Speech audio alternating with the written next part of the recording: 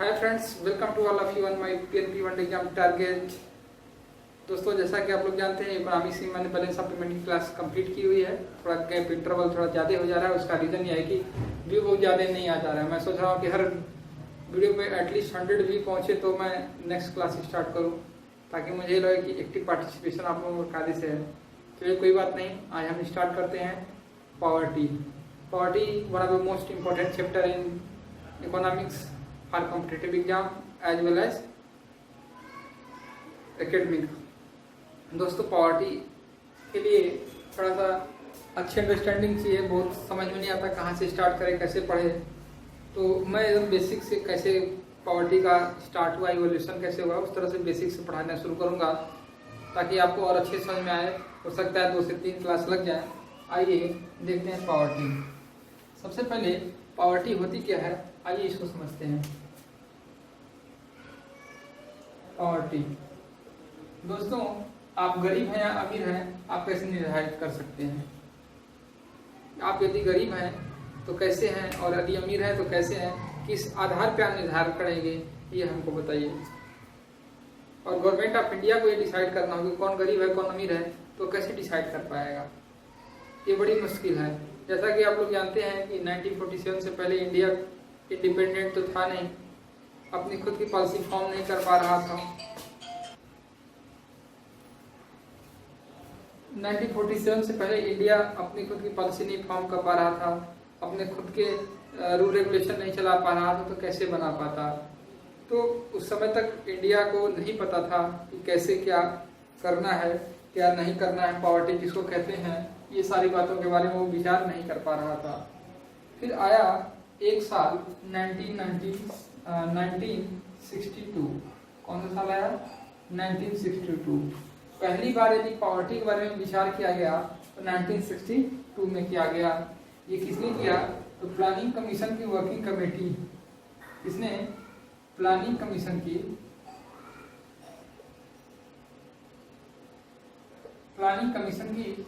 Working committee थी।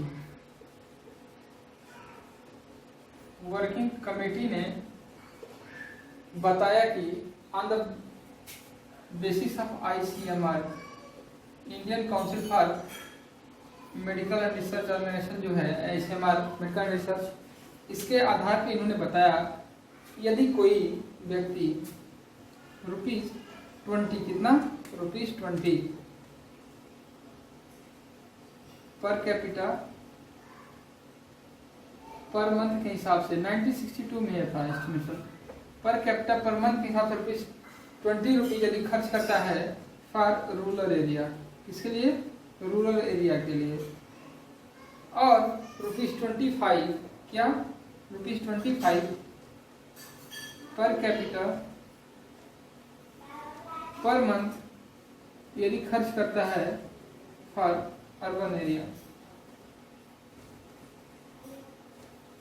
तो क्या कहा जाएगा कि ये आदमी जो है गरीब नहीं है, ये गरीबी रेखा से ऊपर है, या गरीब नहीं है। अभी रेखा की बात छोड़ दीजिए, 49 छोड़िए।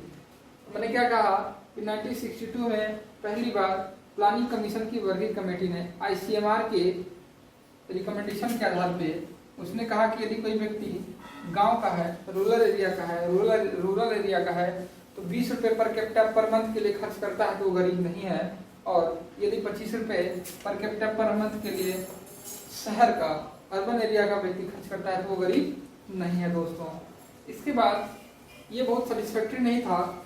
फिर आया 1969। क्या आया? 1969 आया। तो आपको ये देखिए, इसकी हिस्ट्री है थोड़ी सी, हमें ये बताना जरूरी पड़ा क्योंकि इसका आपको बैकग्राउंड पता होना चाहिए। आया 1969। इसमें यह बताया गया, डांडेकर और एक धर, डांडेकर एंड धर ने बताया कि यदि कोई व्यक्ति गांव का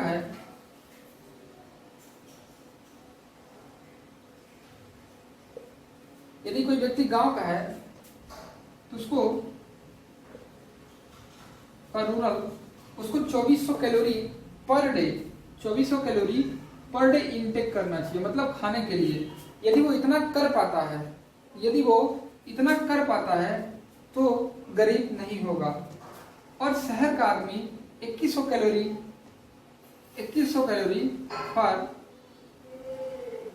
अर्बन पर डे, यदि 2100 calorie per day, actually per day यहाँ लिखना चाहिए था हमको, पर डे 2400 कैलोरी और 2100 कैलोरी। पर 2400 कैलोरी किसके लिए, 24 कैलोरी रूरल के लिए और 2100 कैलोरी अर्बन के लिए। यदि ये एक्सपेंड वो करता है, कंज्यूम करता है, उतना एबल है करने में, तो मानेंगे कि वो गरीब नहीं है। मतलब इतनी energy for soul and body keep together, मतलब शरीर और आत्मा को एक साथ रखने के लिए ये इडियम था, for soul and body keep together. मतलब जीने के लिए आपको मिनिमम 2400 और 2100 कैलोरी चाहिए। 2400 किसके लिए, आपको याद रखना है कि जब कैलोरी एनर्जी इंटेक की बात आएगी तो ज्यादा चाहिए रूरल के लिए, क्योंकि ग्रामीण लोग ज्यादा काम करते हैं, और 2100 चाहिए अर्बन के लिए, क्योंकि शहर लोग थोड़े से कम एनर्जी में भी काम चला लेंगे। यहाँ पे फिजिकल वर्क ज्यादा होता है इसलिए ज्यादा एनर्जी, यहाँ फिजिकल वर्क कम होता है इसलिए कम एनर्जी। 2400 और 2100 एनर्जी।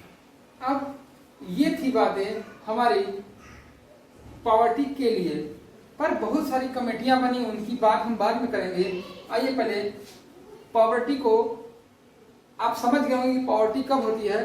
पॉवर्टी किसको कहते हैं, जब कोई गांव का व्यक्ति 2400 कैलोरी पर डे नहीं योग्य है, एबल है इंटेक करने में फूड, और 2100 कैलोरी पर डे यदि अर्बन एरिया का नहीं है व्यक्ति इंटेक करने में एबल, तो मान लिया जाएगा कि वो क्या है, पॉवर्टी है, उसके वो गरीबी में जी रहा है।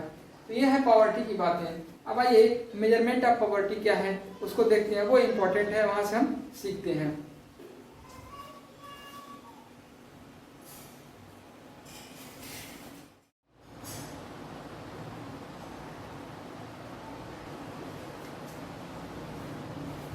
दोस्तों मेजरमेंट ऑफ पॉवर्टी देखते हैं, कैसे मेजरमेंट किया जाता है पॉवर्टी का। पॉवर्टी का हम बेसिकली दो तरीके से मेजरमेंट करते हैं। एक होती है रिलेटिव पॉवर्टी का मेजरमेंट करने का तरीका, और दूसरा होता है एब्सोल्यूट पॉवर्टी। ये दोस्तों रिलेटिव पॉवर्टी भी दो तरीके से मेजर की जाती है, लॉरेंज कर्व से और गिनी कोफिशिएंट से। आपके पीसीएस के एग्जाम में भी आ चुका है कि Gini coefficient is the method for the calculation of poverty, for the measurement of poverty, through which type of poverty or through which type of method are used in Gini coefficient। तो कौन सा method है, relative poverty का method इस्तेमाल किया जाता है, गिनी coefficient तरीके से रिलेटिव पॉवर्टी को मेजर किया जाता है। उसी तरह लॉरेंज से कैसे किया जाता है, तो लॉरेंज से किया जाता है रिलेटिव पॉवर्टी को। और एब्सोल्यूट पॉवर्टी किस मेथड से किया जाता है मेजर, तो आप कहेंगे हेड काउंट रेशियो, जिसमें हेड काउंट रेशियो मेथड किसमें इस्तेमाल होता है, आप कहोगे एब्सोल्यूट पॉवर्टी को मेजर करने में। दोस्तों अब रिलेटिव पॉवर्टी और एब्सोल्यूट पॉवर्टी क्या है इसको देखा जाए। आप यदि जिस सोसाइटी में रहते हैं, यदि उस सोसाइटी में आप सबसे अमीर हैं, आप सबसे रिच हैं, तब तो आप कहोगे मैं पॉवर्टी में नहीं, क्योंकि मैं सबसे रिच हूँ तो अपनी सोसाइटी में तो मैं पॉवर्टी में आता नहीं। लेकिन हो सकता है आपकी इनकम बहुत ज़्यादा हो, पर आपसे थोड़े से कम वाला इनकम वाला होगा, तो आप उसको कहोगे ये पॉवर्टी में है, क्योंकि इसके यहाँ कम इनकम आ रही है, भले वो अच्छे से जी पाता हो। जैसे मान लेते हैं आपके यहाँ 1 लाख पर मंथ इनकम आती है, आपका एक्सपेंडिचर 20,000 है, तो आप 80,000 सेव करते हो, पॉवर्टी में हो ही नहीं कहीं भी। पर एक व्यक्ति है जो कि 60,000 अर्न करता है, उसकी भी एक्सपेंडिचर 20,000 की है, तो केवल 40,000 सेव कर पाता है। तो जब आप कंपैरिजन करोगे तो आप कहोगे कि ये मुझसे पॉवर्टी में है। मतलब जहाँ पे कंपैरिजन से स्टडी किया जाए उसको क्या बोलते हैं, relative poverty. Poverty major on the basis of comparison, poverty major on the basis of comparison क्या होता है, रिलेटिव पॉवर्टी होती है।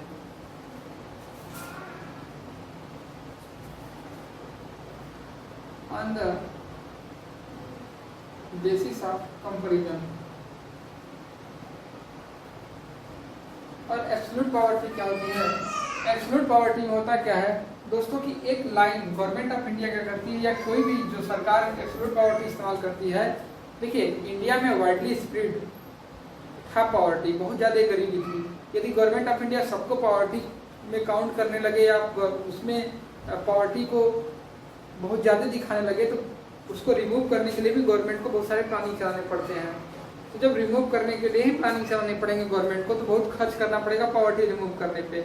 यदि गवर्नमेंट पॉवर्टी रिमूव करने पे खर्च करेगी तो गवर्नमेंट का वो बर्डन होता है, क्योंकि गवर्नमेंट को वहाँ से कुछ अर्न नहीं होता, केवल वो वेस्टेज होता है, इन्वेस्ट नहीं होता वो। तो गवर्नमेंट क्या करती है कि पॉवर्टी उतना ही कैलकुलेशन करती है जिसमें कम से कम मिनिमम लेवल पे जाके मैक्सिमम लोगों का बेनिफिट करा सके। तो वो मिनिमम लेवल पे हम लोग अपना पॉवर्टी मेजर करते हैं। उसमें क्या होता है कि एक लाइन ड्रा करते हैं। लाइन कौन ड्रा करता है? तो लाइन इसके लिए पॉवर्टी आपसे पूछ चुका है एग्जाम में कि पॉवर्टी को जो मिनिमम लाइन जो ड्रा किया जाता है उस लाइन को बोलते हैं पॉवर्टी लाइन। तो एब्सोल्यूट पॉवर्टी में ड्रा की जाती है पॉवर्टी लाइन। क्या ड्रा की जाती है? पॉवर्टी लाइन ड्रा की जाती है। और पॉवर्टी लाइन ड्रा कौन करता है? तो आप बोलेंगे पॉवर्टी लाइन प्लानिंग कमीशन। तो अब प्लानिंग कमीशन रह नहीं गया है तो आप बोलेंगे नीति आयोग। क्या बोलेंगे? नीति आयोग। पूछ सकता है कि पॉवर्टी लाइन कौन ड्रा करता है तो आप बताएंगे नीति आयोग। और पॉवर्टी लाइन कब ड्रा करनी पड़ती है? एब्सोल्यूट पॉवर्टी मेजरमेंट के लिए। ठीक है। अब पॉवर्टी लाइन मतलब एक लाइन ड्रा कर दिया गया। क्या दिया गया? इस लाइन के नीचे जो है वो पॉवर्टी में है, इस लाइन के ऊपर जो है पॉवर्टी से ऊपर है। अब पॉवर्टी लाइन में ही ये बताया गया कि 2400 कैलोरी और 2100 कैलोरी, 2400 कैलोरी ग्रामीण क्षेत्रों के लिए और 2100 कैलोरी शहरी क्षेत्रों के लिए। For the urban area only 100 calorie per day intake is sufficient, it is not comes under the poverty. If any person belongs to rural area doesn't maintain 2400 calorie per day, that is come under the head of poverty. तो इस तरह से इसमें poverty line NITI Aayog करती है। पर ये poverty line किस बेसिस पे ड्रा होती है? तो आप कहोगे पॉवर्टी लाइन बेसिस पे ड्रा होती है तो on the basis of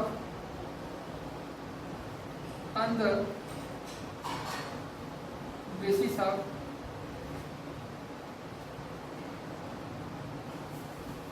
consumption expenditure of a family। किसी परिवार के उपभोग करने का जो खर्च होता है उसके आधार पे पॉवर्टी लाइन को ड्रा किया जाता है। On the basis of consumption expenditure, on the basis of consumption expenditure of a family. और इसके लिए नीति आयोग किसको काम देता है? एनएसओ को। किसको? एनएसएसओ को।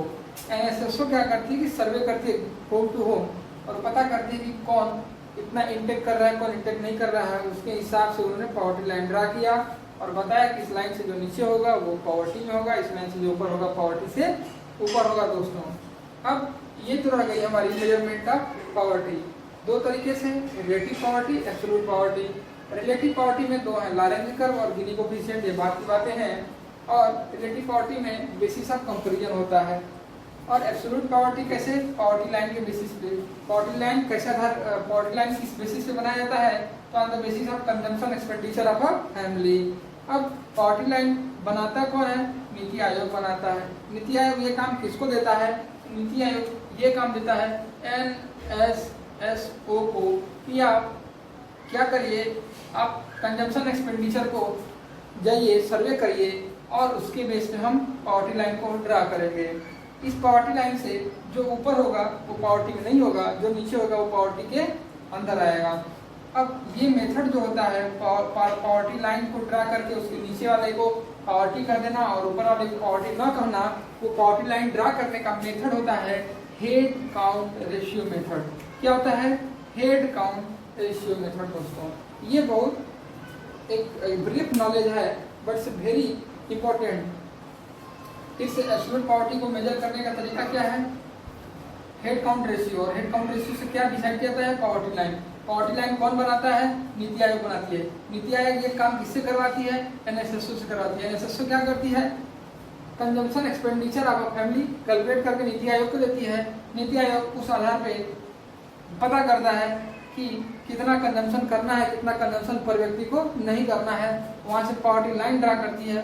पॉवर्टी लाइन के ऊपर जो होंगे वो पॉवर्टी नहीं होंगे, जो नीचे होंगे वो पॉवर्टी में आएंगे। ये पूरा तरीका हेड काउंट रेशियो से किया जाता है। दोस्तों, इंडिया में एब्सोल्यूट पॉवर्टी मेजरमेंट किया जाता है। पॉवर्टी को मेजरमेंट करने का क्या तरीका यूज होता है इंडिया में, तो आप कहोगे इंडिया में एब्सोल्यूट पॉवर्टी मेजर की जाती है पॉवर्टी के लिए। ठीक है, तो ये बहुत बड़ा क्वेश्चन होगा कि हमारे देश में पॉवर्टी कैसे मेजर की जाती है, रिलेटिव पॉवर्टी, एब्सोल्यूट पॉवर्टी। तो आप बताओगे एब्सोल्यूट पॉवर्टी। ठीक है दोस्तों, अब causes of poverty. Causes of poverty बहुत सारी हैं, लेकिन दो मुख्य कारण होते हैं। पहला क्या कि पॉपुलेशन का इंक्रीज होना, और दूसरा क्या कि हमारा जो प्रोडक्शन है वो कम होता है, या कह सकते हैं आप हमारे जो इनकम है वो कम है। तो नई बात है। तो उसके बाद बहुत सारे हैं कि भाई हमारे पास एजुकेशन नहीं है, अवेयरनेस नहीं है, इंडस्ट्रियलाइजेशन उतना बड़ा नहीं है, गवर्नमेंट पॉलिसी उस तरह की नहीं है। बहुत सारे काजेज हैं, पर ये 2-3 मुख्य कारण हैं। आप उसको बुक से कवर करेंगे, और मैंने मेजरमेंट ऑफ पॉवर्टी में ये 2 चीज़ें बता दी। अब पॉवर्टी में बहुत सारी पॉलिसीज हैं समय समय पे आई हुई, जैसे आपका तेंदुलकर कमेटी, लकड़वार कमेटी, उसके बाद आपके वाईके अलग कमेटी। ये 3-4 कमेटियाँ बहुत इंपॉर्टेंट हैं। समय यही बात है, इनको बाद में बात हम करेंगे, अगली क्लास में इसकी बात करेंगे। दोस्तों, आज यहीं तक रखते हैं। पॉवर्टी की आपकी कम से कम 2 से 3 क्लासेज और होंगी, या एटलीस्ट 2 क्लासेज होंगी।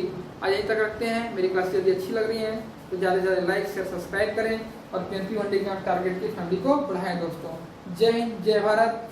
नेक्स्ट क्लास में मिलेंगे पॉवर्टी के साथ। Thank you.